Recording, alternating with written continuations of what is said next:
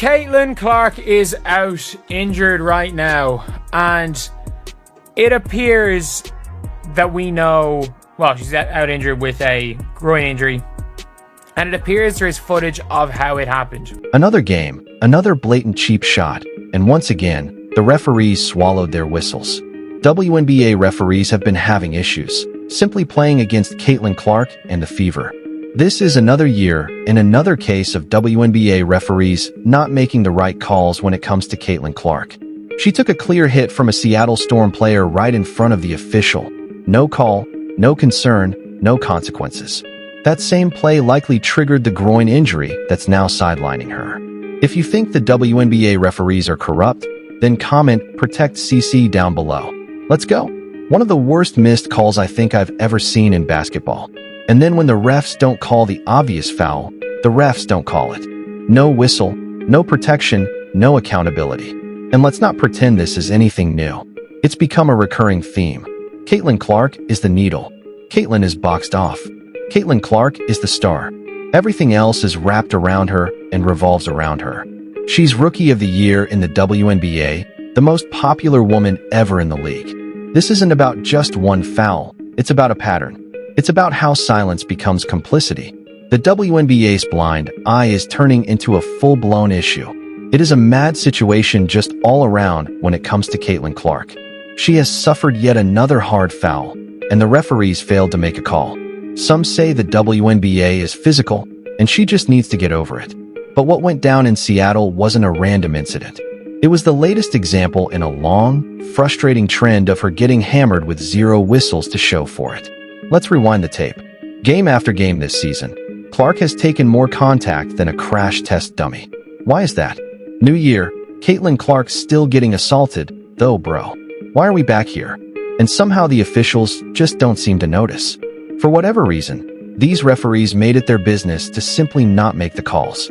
From arm grabs and body slams to defenders swinging elbows like they're in a wrestling ring, she's endured it all. There's one viral clip from that Storm game where Clark drives hard to the rim and gets whacked across the torso. The referee is right there watching. Still nothing. Like, bro, you're right there.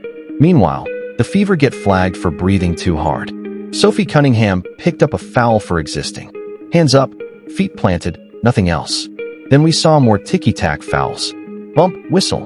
Bump, whistle. A foul on Sophie Cunningham for doing absolutely nothing. Just her hands in the air. Another foul. Touch foul. Touch foul. Touch foul. That's not just inconsistent officiating. That's bias in action.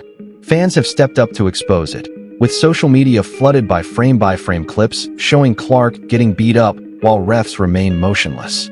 She gets no calls, while her opponents get bailed out for far less. And the problem isn't just with one official, it's baked into the system. Even head coach Stephanie White has voiced her frustrations, saying the team, and especially Caitlin, isn't getting a fair shake. I thought she got fouled. I think it's pretty egregious what's been happening to us the last few games. A -31 free throw discrepancy, and I might be able to understand it if we were just chucking threes, but we're not. We're attacking the rim. And the disrespect right now for our team has been pretty unbelievable. So it's disappointing. So, where's the WNBA in all of this? Commissioner Kathy Engelbert, completely silent. Not a peep. No press conference, no post, no accountability. Kathy has said nothing. She just refused to address this referee problem. Let's be honest, the league is more than happy to ride the Caitlin Clark wave, sell out games, break viewership records, flood social media. But when she needs the league to have her back, they vanish. They want her face in promos, not her back protected on the floor. That's why Sophie Cunningham and others have stepped up. If the league won't defend Caitlin, her teammates will. This goes way beyond basketball. It's about the league sending a message.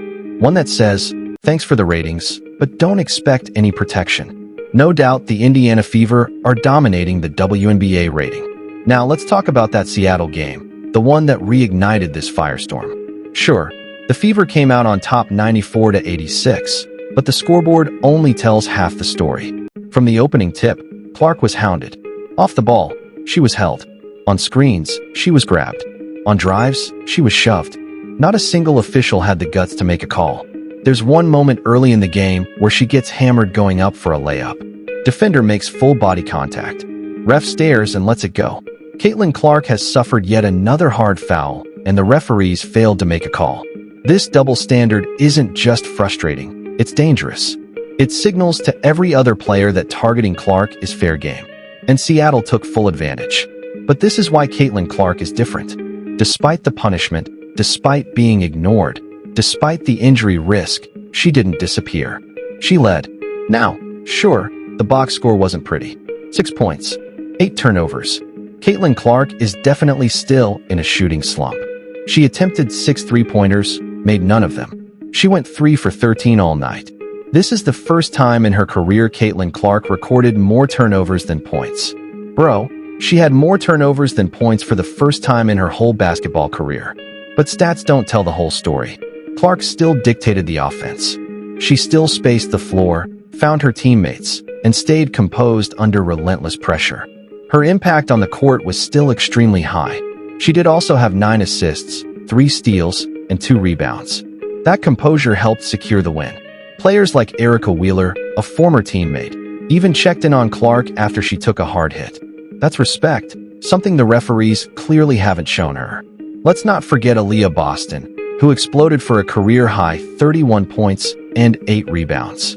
Aaliyah Boston put on a masterclass, 31 points, 8 rebounds, 3 assists, 2 steals, and she shot 72%. Kelsey Mitchell lit it up for 26 points. Lexi Hull notched her first career double-double. But all of that happens because Caitlin Clark is on the floor orchestrating. She didn't pad the stat sheet, but she pulled the strings.